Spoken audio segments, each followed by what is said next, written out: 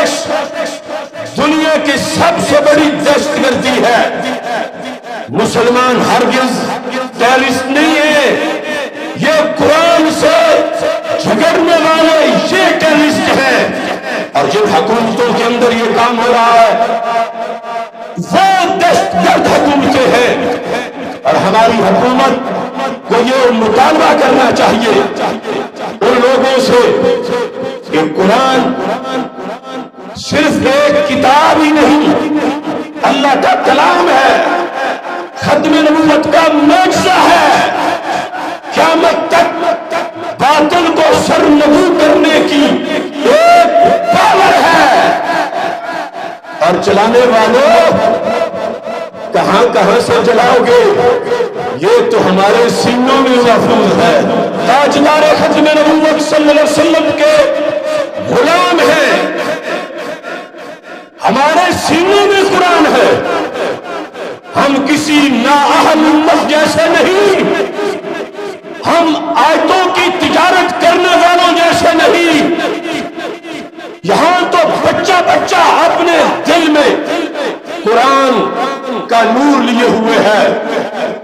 میں تحدیث نعمت کے طور پر ویسٹ کے گماشتوں کو یہ بتانا چاہتا ہوں، میں صرف اس پروٹیسٹ کے ذریعے ہی حفاظت قرآن کا آج جنم نہیں بلند کر رہا، میں نے بچپن میں 7 مہینے میں پورا قرآن حفظ کیا تھا۔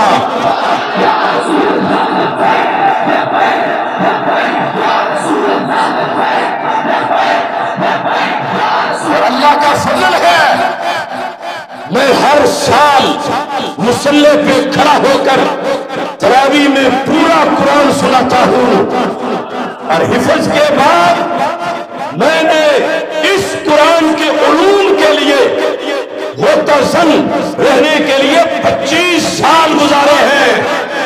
ہم صرف قرآن کے نعرے لگانے والے ہی نہیں، اگرچہ جو اس کا نعرہ لگائے اس کا بھی بیڑا پار ہو جاتا ہے۔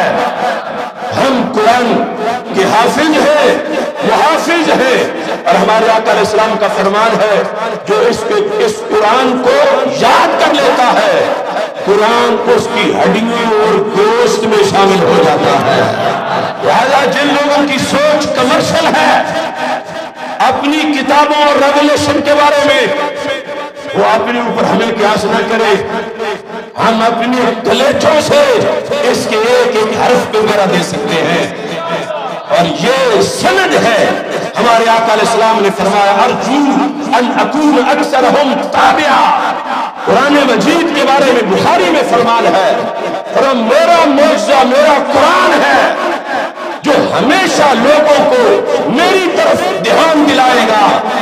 فرمایا مجھے یقین ہے قیامت کے دن حضرت آدم علیہ السلام سے لے کر حضرت عیسیٰ علیہ السلام تک سارے نبیوں کی امتوں کے مقابلے میں میرے قرآن کا اکیلا فیض غالب نظر آئے گا۔